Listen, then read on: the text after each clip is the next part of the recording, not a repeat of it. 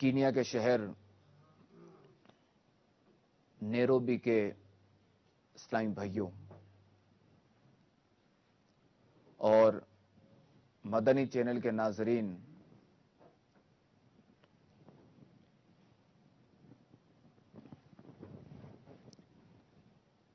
ویسے تو زبان پر یا ذہن میں جب قیامت کا لفظ آتا ہے تو دل میں ایک خوف سی کیفیت پیدا ہوتی ہے.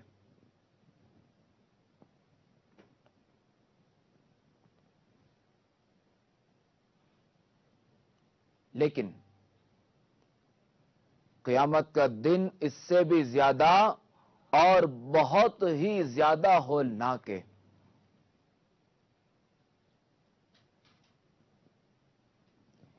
قیامت کی ہولناکیاں بیان کرتے ہوئے اللہ تبارک و تعالی ارشاد فرماتا ہے، یا ایھا الناس اتقوا ربکم ان زلزلۃ الساعۃ شیء عظیم یوم ترونها تذهل كل مرضعة عما ارضعت وتضع كل ذات حمل حملها وترى الناس سكارى وما هم بسكارى ولكن عذاب الله شدید. اے لوگو، اپنے رب عز و جل سے ڈرو، بے شک قیامت کا زلزلہ بہت بڑی چیز ہے. جس دن تم اسے دیکھو گے تو یہ حالت ہوگی کہ ہر دودھ پلانے والی اپنے دودھ پیتے بچے کو بھول جائے گی اور ہر حمل والی اپنا حمل ڈال دے گی، اور تو لوگوں کو دیکھے گا جیسے نشے میں ہیں، حالانکہ وہ نشے میں نہیں ہوں گے. لیکن ہے یہ کہ اللہ کا عذاب بڑا شدید ہے.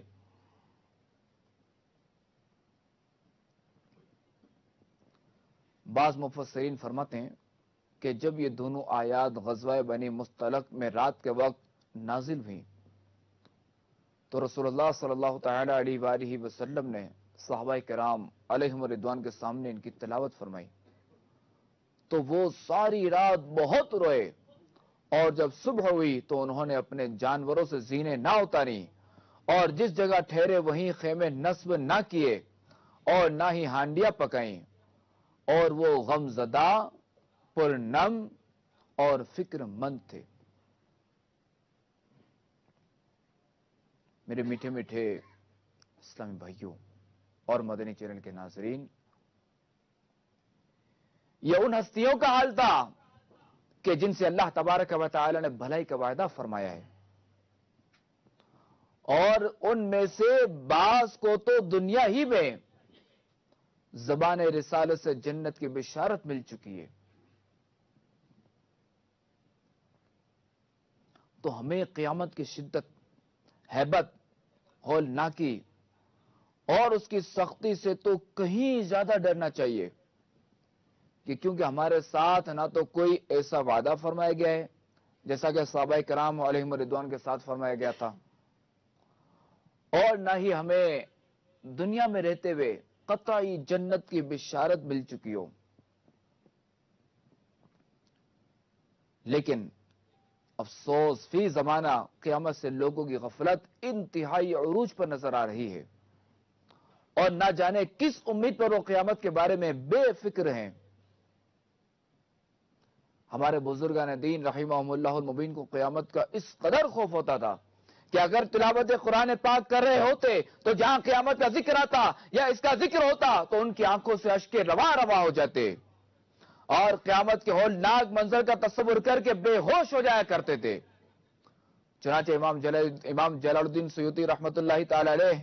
اپنی مشہور تفسیر در منصور میں نقل کرتے ہیں کہ ایک مرتبہ رسول اللہ صلی اللہ تعالی علیہ وآلہ وسلم ایک نوجوان کے پاس سے گزرے. وہ نوجوان یہ آیت فَإِذَا انشَقَّتِ السَّمَاءُ فَكَانَتْ وَرَدَةً كَالدِّهَانِ پڑھ رہا تھا. فَإِذَا انشَقَّتِ السَّمَاءُ فَكَانَتْ وَرْدَةً كَالدِّهَانِ پڑھ رہا تھا. آپ وہیں رک گئے اور دیکھا کہ اس نوجوان پر کپ کپی طاری ہو گئی ہے اور آنسوؤں نے اس کا گلا بند کر دیا ہے، اور وہ روتا رہا اور یہی کہتا رہا، اس دن میری خرابی ہوگی جس دن آسمان پھٹ جائے گا. سید المرسلین صلی اللہ تعالی علیہ وآلہ وسلم نے اس نوجوان سے فرمایا، اس ذات کی قسم جس کا قبضہ قدرت میں میری جان ہے، تیرے رونے کی وجہ سے فرشتے بھی روئے ہیں۔ تو میرے میٹھے میرے اسلامی بھائیوں اور مدنی چینل کے ناظرین، معلوم ہوا کہ قرآن مجید میں جہاں کہیں قیامت کے ہولناک مناظر بیان کیے گئے ہیں، ان کی تلاوت کرتے وقت خوف زدہ ہونا ہمارے بزرگان دین کا طریقہ ہے۔ لہذا ہمیں بھی چاہیے کہ ہم بھی توجہ کے ساتھ تلاوت قرآن کی سعادت حاصل کریں، اور جو کچھ تلاوت کر رہے ہیں اس کو سمجھنے کی کوشش کریں، تاکہ اس پر عمل کرنا یا دوسروں تک پہنچانا آسان ہو۔ اور جب ہم انشاءاللہ عز و جل ترجمہ و تفسیر کے ساتھ قرآن کریم پڑھیں گے تو ہمیں پتہ چل سکے گا کہ ہمارا رب عز و جل اپنے کلام پاک میں اپنے بندوں سے کیا ارشاد فرما رہا ہے۔ اگر آپ تلاوت قرآن مع تفسیر اور ترجمہ پڑھنا چاہتے ہیں تو اس کے لیے کنز الایمان اور تفسیر صراط الجنان، یہ آپ کے لیے بے حد مفید رہے گی انشاءاللہ۔ تو ایک کاش کہ تلاوت کرتے وقت دل میں خوف خدا کی کیفیت پیدا ہو جائے، اللہ تعالیٰ کی محبت اور اللہ تعالیٰ کے خوف سے آنسو بہنا نصیب ہو جائیں، آمین۔ اور اللہ تبارک و تعالیٰ سے یہ دعا مانگنی چاہیے کہ وہ ہمیں قیامت کی ہولناکیوں اور شدتوں میں امن اور سکون نصیب فرمائے، آمین، بجاہ النبی الامین صلی اللہ تعالی علیہ وآلہ وسلم۔ حضرت اسماعیل حقی علیہ رحمت اللہ القوی تفسیر روح البیان میں ایک حکایت نقل کرتے ہیں کہ پیر بو علی سیاح رحمت اللہ تعالی علیہ بازار سے گزر رہے تھے کہ ایک سائل پر نظر پڑی جو کہ کہہ رہا تھا، بڑے دن کے صدقے مجھے کچھ دو۔ تو پیر بو علی سیاح رحمت اللہ تعالی علیہ یہ سنتے ہی بے ہوش ہو کر زمین پر تشریف لے آئے۔ جب ہوش آیا تو پوچھا گیا کہ اس وقت بے ہوشی کیوں؟ تو ارشاد فرمایا، اس دن قیامت کی عظمت و ہیبت کی وجہ سے، کیونکہ قیامت کے دن سے بڑھ کر بڑا دن اور کون سا ہوگا؟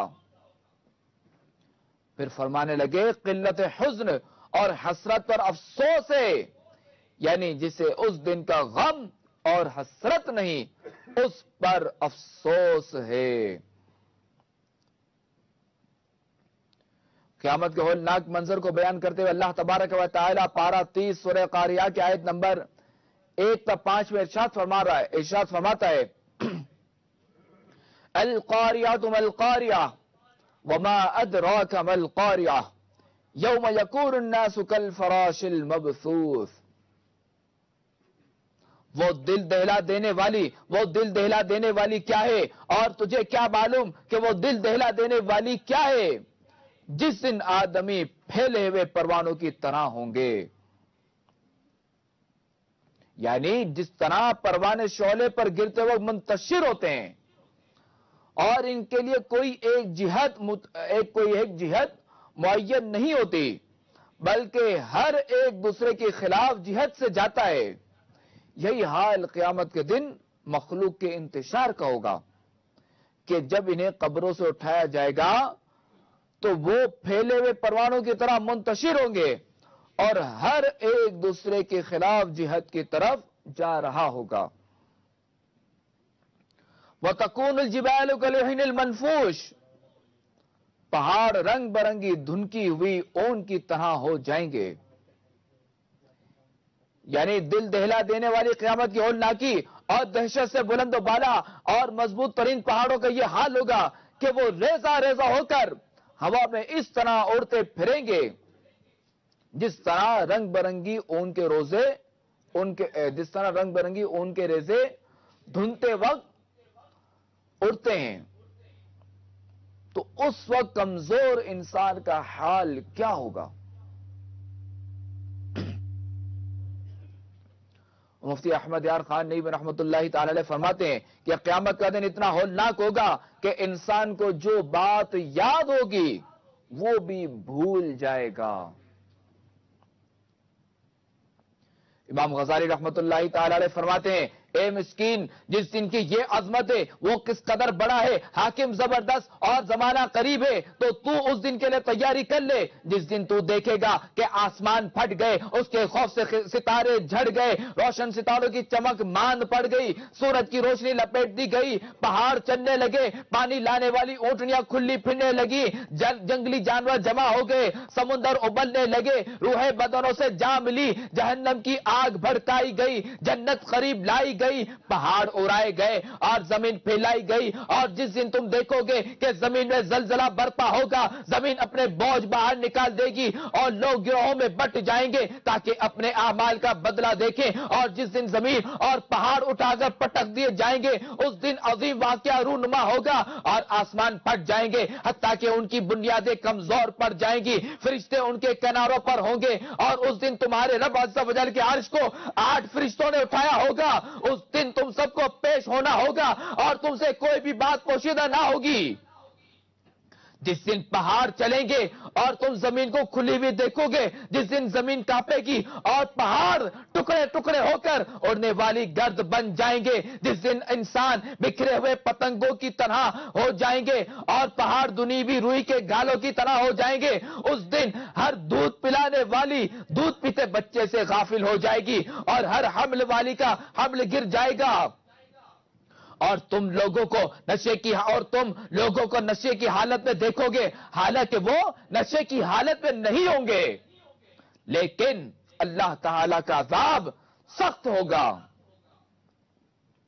جس دن یہ زمین و آسمان دوسری زمین میں بدل جائیں گے اور اللہ تعالی واحد و قہار کے سامنے کھڑے ہوں گے، جس دن پہاڑ اڑا کر بکھیر دیے جائیں گے اور صاف زمین باقی رہ جائے گی، اس میں کوئی ٹیڑھا راستہ، مور وغیرہ اور ٹیلے نہیں ہوں گے، جس دن تم پہاڑوں کو جمے ہوئے دیکھو گے حالانکہ وہ بادلوں کی طرح چل رہے ہوں گے، جس دن آسمان پھٹ کر گلابی لال چمڑے کی طرح ہو جائیں گے، اور اس دن کسی انسان اور جن سے اس کے گناہ کے بارے میں پوچھا نہیں جائے گا، اس دن گناہگار کو بولنے سے روک دیا جائے گا اور نہ ہی اس کے جرموں کے بارے میں پوچھا جائے گا، بلکہ پیشانی کے بالوں اور پاؤں سے گرفت ہوگی، جس دن ہر شخص اپنے اچھے عمل کو سامنے پائے گا اور برے عمل کو بھی، اور وہ چاہے گا کہ اس برے عمل اور اس شخص کے درمیان بہت زیادہ فاصلہ ہو، جس دن ہر نفس اس چیز کو جان لے گا جو وہ لایا ہوگا، اور جو آگے بھیجا یا پیچھے چھوڑا وہ سب حاضر ہوگا، جس دن زبانیں گنگ ہوں گی اور باقی اعضاء بولیں گے۔ یہ وہ عظیم دن ہے جس کے ذکر نے نبی اکرم صلی اللہ تعالی علیہ وآلہ وسلم کو بوڑھا کر دیا۔ جب حضرت سیدنا صدیق اکبر رضی اللہ تعالی عنہ نے عرض کی، یا رسول اللہ صلی اللہ تعالی علیہ وآلہ وسلم، آپ پر بڑھاپے کے آثار ظاہر ہو گئے ہیں، تو آپ علیہ السلام نے ارشاد فرمایا، مجھے سورہ ہود اور اس جیسی دوسری سورتوں نے بوڑھا کر دیا ہے، اور وہ دوسری سورتیں سورہ واقعہ، سورہ مرسلات، سورہ عما یتساءلون اور اذا الشمس کورت وغیرہ ہیں۔ تو اے قرآن پڑھنے والے عاجز انسان، تیرا قرآن پڑھنے سے صرف اتنا حصہ ہے کہ تو اس کے ساتھ زبان کو حرکت دے دے۔ اگر تو قرآن مجید میں جو کچھ پڑھتا ہے اس میں غور و فکر کرتا تو اس لائق تھا کہ ان باتوں سے تیرا کلیجہ پھٹ جاتا، جن باتوں نے سرکار دو عالم صلی اللہ تعالی علیہ وآلہ وسلم پر بڑھاپے کے آثار ظاہر کر دیے۔ اگر تم صرف زبان کی حرکت پر قناعت کرو گے تو قرآن مجید کے ثمرے سے محروم رہو گے۔ میرے میٹھے میٹھے اسلامی بھائیوں اور مدنی چینل کے ناظرین، قیامت کے جو نام ہیں وہ بھی اس کے ہولناک ہونے کو ظاہر کرتے ہیں۔ جی ہاں، قیامت کا ایک نام نہیں ہے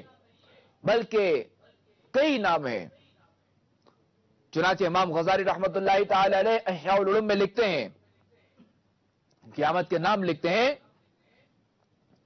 قیامت کا دن، حسرت کا دن، پشیمانی کا دن، حساب کتاب کا دن، سوال و جواب کا دن، آگے بڑھنے کا دن، جھگڑے کا دن، مقابلے کا دن، زلزلے کا دن، تباہی کا دن، الٹ دینے کا دن، کڑک کا دن، واقع ہونے کا دن، دل دہلا دینے کا دن، تھرتھرا دیے جانے کا دن، پیچھے آنے والی کا دن، چھا جانے والی کا دن، مصیبت کا دن، پاس آنے والی کا دن، حق ہونے والی کا دن، بڑی مصیبت کا دن، کان پھاڑنے والی چنگاڑ کا دن، ملنے کا دن، جدائی کا دن، ہانکے جانے کا دن، بدلے کا دن، پکار کا دن، حساب کا دن، لوٹنے کا دن، عذاب کا دن، اپنے اعزاء و اقربا سے بھاگنے کا دن، ٹھہرنے کا دن، باقی رہنے کا دن، فیصلے کا دن، قضا کا دن، آزمائش کا دن، رونے کا دن، جمع ہونے کا دن، ڈر والا دن، پیشی کا دن، اعمال نامہ تلنے کا دن، مٹانے کا دن، اٹل فیصلے کا دن، فیصلے کا دن، جمع ہونے کا دن، اٹھائے جانے کا دن، نامہ اعمال کھلنے کا دن، رسوائی کا دن، بڑی وحشتوں کا دن، سخت دن، مشکل دن، جزا کا دن، یقین کا دن، اٹھنے کا دن، سور پھونکنے کا دن، چیخو پکار کا دن، کانپنے کا دن، نشے کا دن، گھبراہٹ کا دن، فریاد کا دن، انتہا کا دن، ٹھکانے کا دن، مقررہ وقت کا دن، وعدے کا دن، انتظار کا دن، تنگی کا دن، پسینے کا دن، محتاجی کا دن، جھڑ جانے کا دن، جدا ہونے کا دن، پھٹنے کا دن، ٹھہرنے کا دن، قبروں سے نکلنے کا دن، ہمیشگی کا دن، گھاٹا ظاہر ہونے کا دن، سخت دن، معلوم دن، وعدے کا دن، حاضری کا دن، وہ دن جس میں کوئی شک نہیں،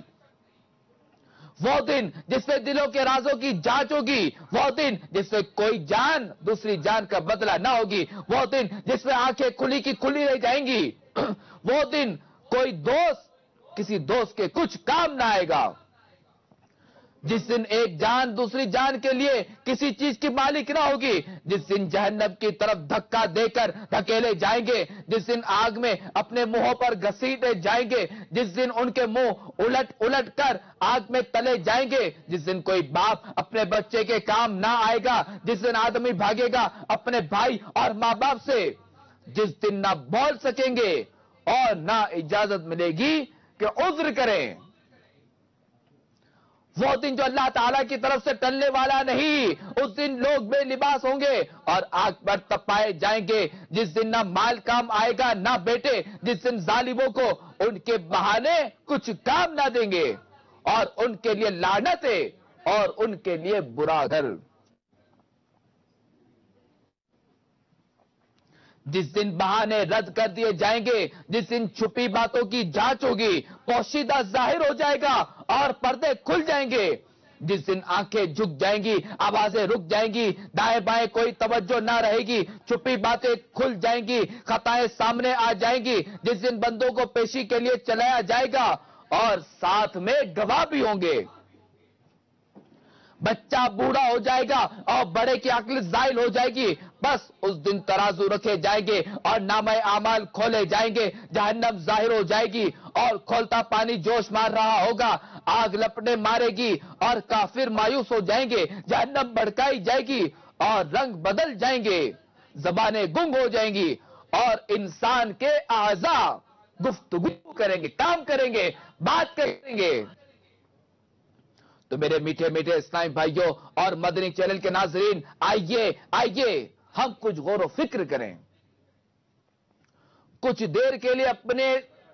دماغ کو، اپنے ذہن کو دنیوی خیالات سے دور کرتے ہوئے اپنے انداز زندگی کا جائزہ لیجئے کہ قیامت کے اس ہولناک دن کے لیے ہماری کیا تیاری ہے۔ اور آپ نے دیکھا ہوگا کہ جب کسی مسافر نے سفر کرنا ہوتا ہے تو وہ سفر سے پہلے اس کی تیاری کرتا ہے، اور جیسا سفر ہوتا ہے ویسی تیاری ہوتی ہے۔ تو انسان بھی، ہم بھی دنیا میں جو ہے وہ گویا ایک مسافر کی طرح ہیں، اور یہ دن رات کا آنا جانا، صبح و شام کا تیزی کے ساتھ گزرنا، ہمارے اس سفر کو یہ گویا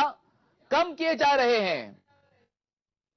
حالانکہ بچے کی پیدائش پر کتنی خوشیاں منائی جاتی ہے، پھر اس کی سالگرہ برتھ ڈے کے موقع پر نہ جانے کیسے کیسے غیر شرعی کام بھی ہوتے ہوں گے، اور سالگرہ کے موقع پر خوشی سے اچھل کود کر رہے ہوتے ہیں، کہ والد کہتا ہے کہ میرا بیٹا آج 10 سال کا ہو گیا، میرا بیٹا آج 15 سال کا ہو گیا، اور اس طرح جو وہ سالگرہ منائی جاتی ہے۔ اور اگر ہم غور کریں تو حقیقت میں یہ موقع شاید خوشی منانے کا نہیں ہے، بلکہ دراصل اس کی جتنی زندگی تھی یہ اس سے 1 سال کم ہو گیا، اور ایسے موقع پر تو اللہ تبارک و تعالی سے خیر و عافیت کا سوال کرنا چاہیے، اور نیکیوں والی طویل زندگی کا سوال کرنا چاہیے، گناہوں سے بچ کر نیک اعمال بجا لانے والی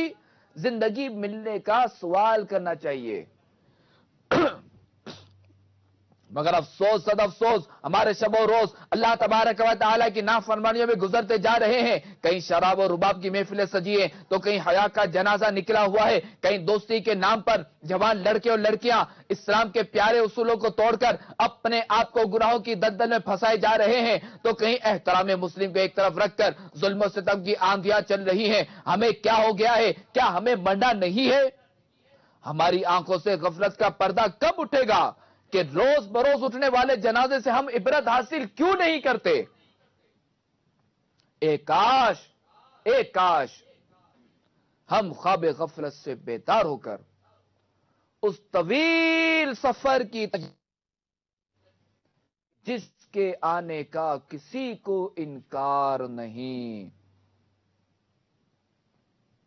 اور یہ سفر ایسا ہے کہ سفر کی تیاری کے لیے ہمیں کسی کی مدد بھی لینی ہوگی، اور کیونکہ یہ انسان کی فطرت ہے کہ سفر لمبا ہو تو کسی کی ہم نشینی یعنی کسی کو ساتھ رکھنا یہ پسند کرتا ہے، اور کیونکہ اکیلے سفر میں، اکیلے اور لمبے سفر میں ڈر بھی لگتا ہے،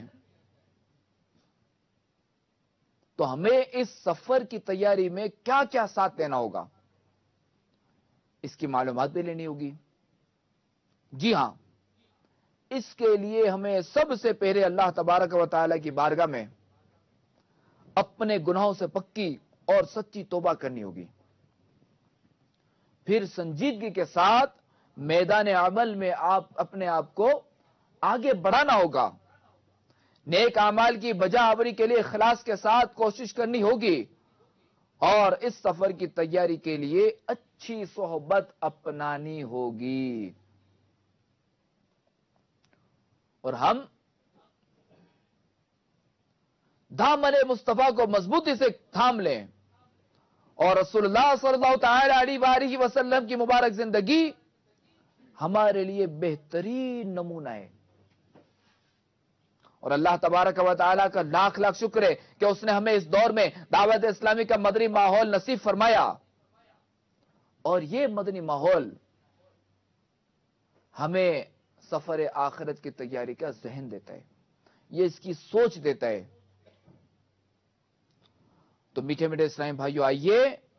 دعوت اسلامی کے مدنی ماحول میں اپنے آپ کو نیکی کی دعوت عام کرنے والے مدنی کاموں میں مصروف رکھیں، تو انشاءاللہ عز و جل اس سے ہم خود بھی گناہوں سے بچے رہیں گے اور دوسروں تک بھی نیکی کی دعوت پہنچتی رہے گی۔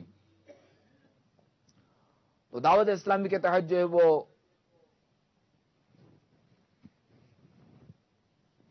ہفتہ وار سنت و بھرے اجتماع بھی ہوتے ہیں، تقریباً صرف پاکستان میں جو ہے وہ 800 سے زائد مقامات پر اس کے ویکلی اجتماعات ہوتے ہیں ہر جمعرات، اور انڈیا میں تقریباً 1300 کے آس پاس ہوتے ہیں، اور اس کے علاوہ بھی جہاں جہاں دعوت اسلامی کا مدنی کام ہے، جیسے کینیا میں بھی اس کے ہفتہ وار اجتماعات ہوتے ہیں، تو ساؤتھ افریقہ میں بھی ہوتے ہیں، تو تنزانیہ میں بھی ہوتے ہیں، تو یوگنڈا میں بھی ہوتے ہیں، موزمبیق میں بھی ہوتے ہیں، اور بھی جو دیگر ممالک ہے تو وہاں بھی الحمدللہ عز و جل دعوت اسلامی کے ہفتہ وار سنتوں بھرے اجتماعات ہوتے ہیں. تو میں آپ سب کو دعوت دیتا ہوں کہ آپ دنیا میں جہاں کہیں بھی ہو، آپ کا جہاں بھی سفر ہو، آپ ضرور بھی ضرور دعوت اسلامی کے اس ہفتہ واری اجتماع میں ضرور بھی ضرور شرکت فرمایا کریں. انشاءاللہ عز و جل ایک تو یہ کہ آپ مسجد میں رہیں گے اور اعتکاف کی نیت کریں گے تو انشاءاللہ عز و جل آپ کو نفلی اعتکاف کا ثواب ملتا رہے گا. یعنی مفت میں ایک طرح سے آپ کا میٹر چلتا رہے گا ثواب کا کہ آپ بیٹھے میں مسجد میں آپ کو ثواب انشاءاللہ عز و جل ملتا رہے گا. پھر دوسرا یہ کہ وہاں بیان ہوتا ہے تو بیان میں کچھ سیکھنے کو ملے گا. پھر یہ کہ ذکر اللہ بھی ہوتا ہے، ذکر ہوتا ہے. پھر یہ کہ دعا بھی ہوتی ہے، صلاۃ والسلام بھی ہوتا ہے، اور کچھ مخصوص درود پاک بھی پڑھائے جاتے ہیں، اور شب جمعہ بھی ہوتی ہے. اور شب جمعہ ویسے ہی جو ہے وہ جمعہ جو ہے وہ اس ویسے عبادت کی فضیلت ہے، اس کے شب جمعہ کی ویسے اپنی فضیلت ہے. اور وہ شب جمعہ مسجد میں گزرے تو اس کی پھر کیا بات ہے. تو اب نیت کیجئے کہ انشاءاللہ عز و جل آپ سب ہفتہ واری سنتوں پر اجتماع میں شرکت کریں گے انشاءاللہ. اور دوسرا یہ کہ دعوت اسلامی کے تحت جو ہے وہ مدرسۃ المدینہ بالغان کی ترکیب ہوتی ہے کہ جس میں صحیح مخارج کے ساتھ قرآن پاک پڑھنا سکھایا جاتا ہے. اب دیکھیں یہ کتنے افسوس کی بات ہے کہ ہم دیگر کتابیں تو بآسانی پڑھ لیتے ہیں، دیگر جو دنیاوی کتابیں ہوتی ہیں ہم بآسانی کھول لیتے ہیں، بآسانی پڑھ لیتے ہیں، مگر قرآن پاک ہمیں پڑھنا نہیں آتا. اب ہو سکتا ہے کسی کے وسوسہ ہے کہ میں تو تلاوت کر لیتا ہوں، میں تو قرآن پڑھ لیتا ہوں، اور یہ کیسے کہہ رہے ہیں کوئی مجھے قرآن پاک پڑھنا نہیں آتا. تو عرض کر دوں کہ قرآن پاک کو عربی لب و لہجے میں پڑھنے کا ہمیں حکم دیا گیا ہے، ہمیں اسے مخارج کے ساتھ پڑھنے کا حکم دیا گیا ہے. جسے ہا اور ہا میں فرق کرنا ہے، الف اور عین میں فرق کرنا ہے،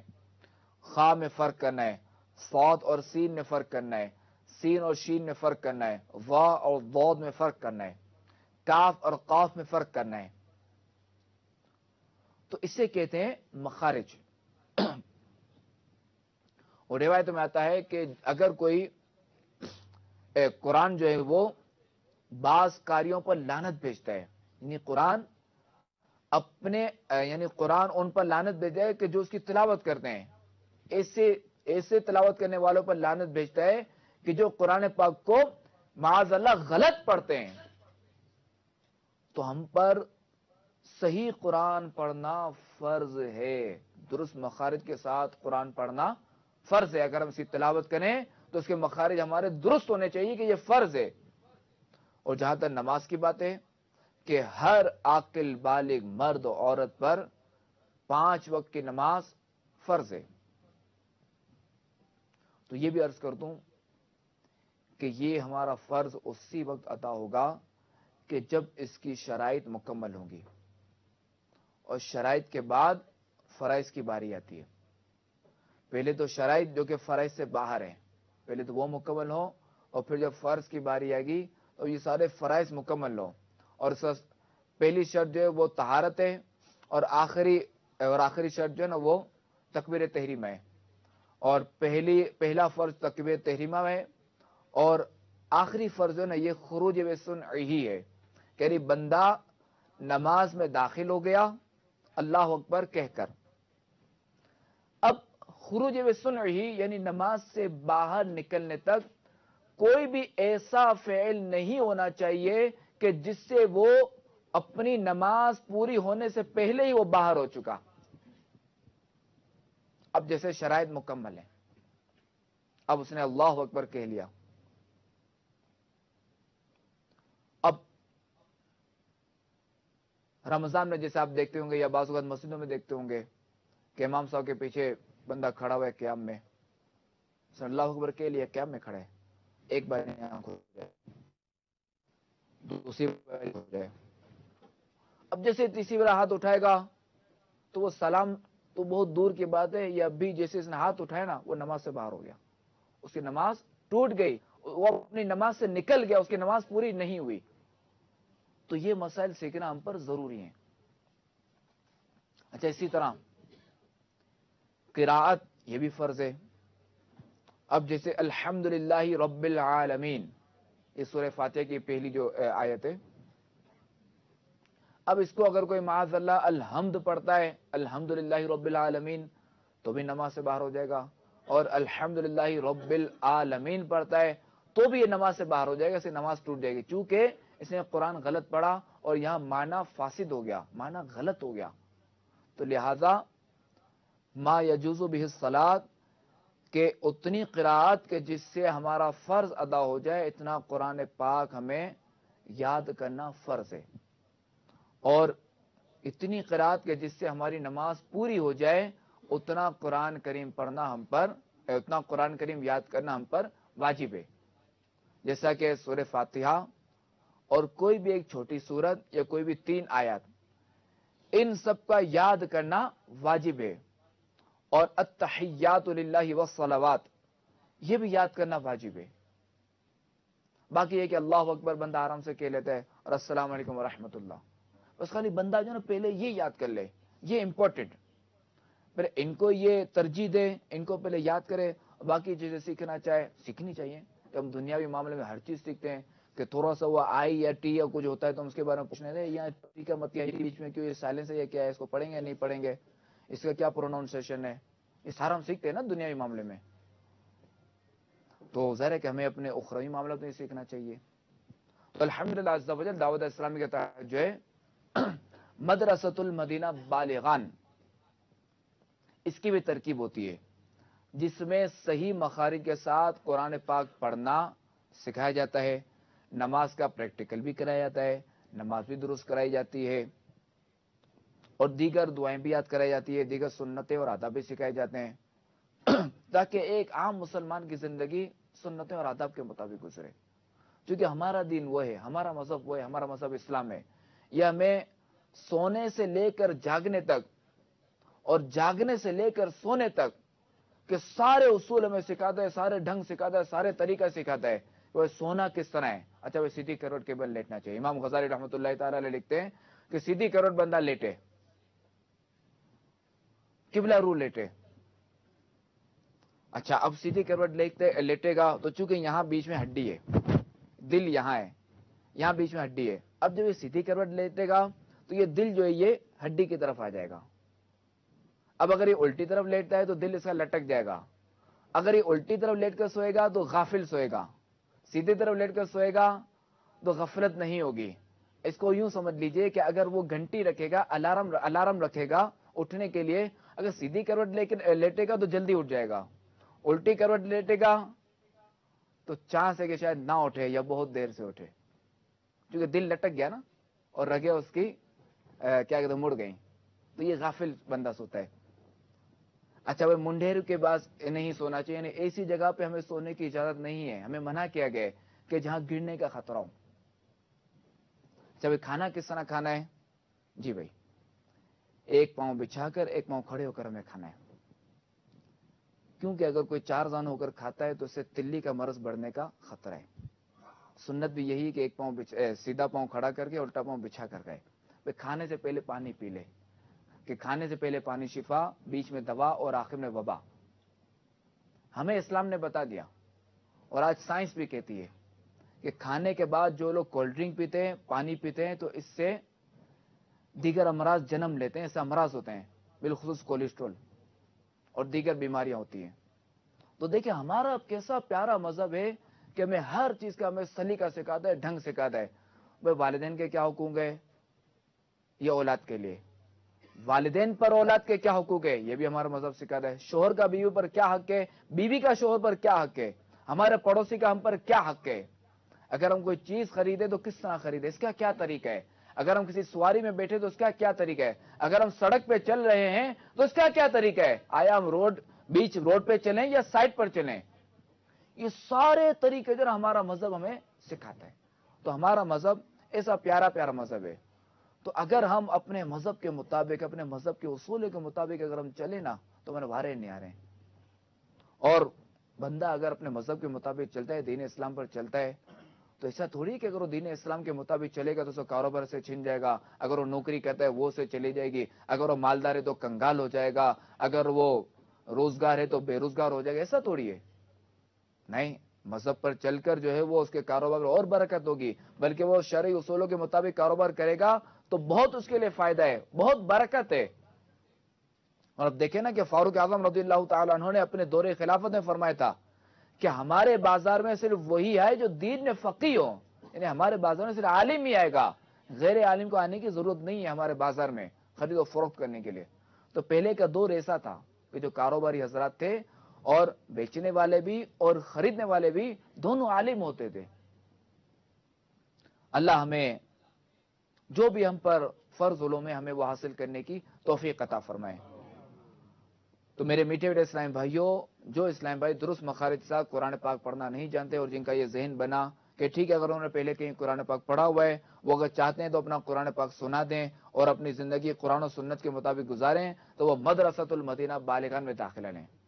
اور یہ مدرسۃ المدینہ بالغان سے 40 منٹ کا ہوتا ہے، اور عشاء اور اس کی ترکیب عشاء بعد ہوتی ہے، اور صرف اس کا دوران 40 منٹ ہے. تو جہاں 23 گھنٹے ہم جو ہے وہ دیگر کاموں میں صرف کرتے ہیں، تو وہاں 40 منٹ اس کے لیے اگر کوئی نیت کرتا ہے تو ہاتھ اٹھا کر اپنا اظہار کرتے اپنی نیت کا. اگر کوئی نیت کرتا ہے مدرسۃ المدینہ بالغان کی، ماشاءاللہ. اچھا، دوسرا یہ کہ جو اسلام بھائی درست مخارج کے ساتھ قرآن پاک پڑھنا جانتے ہیں وہ بھی اپنی خدمت پیش کریں، وہ بھی ہمیں موقع دیں کہ وہ اپنا ٹیسٹ دیں اور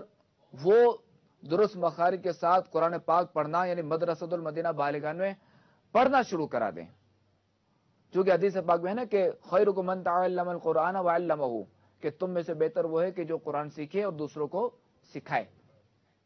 تو جو نہیں پڑھنا جانتے وہ پڑھنے کے لیے داخلہ لیں اور نیت کیجئے کہ جس طرح آج ہم پڑھنے جا رہے ہیں اس طرح ہم انشاءاللہ عز و جل کل ہم پڑھانے بھی جائیں گے. اور جو پڑھنا جانتے ہیں وہ اپنے آپ کو پیش کریں، پڑھانا شروع کریں کہ علم جو وہ خرچ کرنے سے بڑھتا ہے، گھٹتا نہیں ہے. اور یاد رہے کہ آپ کی انفرادی کوشش ہے، آپ کی کوشش سے اگر کسی شخص نے قرآن پاک پڑھنا سیکھ لیا، کسی نے آپ کی کوشش سے نماز پڑھنا سیکھ لی، نماز درست کر لی، تو جب تک وہ شخص نماز پڑھتا رہے گا، جب تک وہ تلاوت قرآن پڑھتا رہے گا، آپ کا ثواب کا میٹر چلتا رہے گا. آپ قبر میں ہوں گے اور یہ بندہ ادھر زمین پر تلاوت قرآن کر رہا ہے، نماز پڑھ رہا ہے، آپ کو ثواب ملتا رہے گا. تو ایسا ثواب جاریہ والا کام ہے.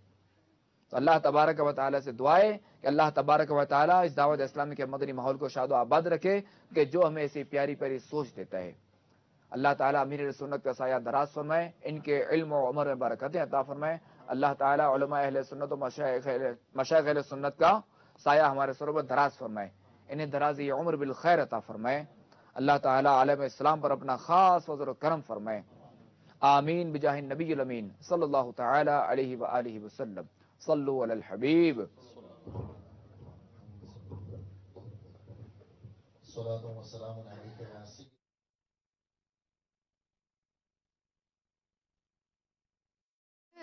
بنو سنتوں کا خوب چرچا کروں سنتوں کا، ہو کرم بہر خاک مدینہ. آئیے سلسلہ اصلاح اعمال دیکھیے، مگر ٹھہریے پہلے اچھی اچھی نیتیں فرما لیجئے تاکہ ثواب بھی ملے.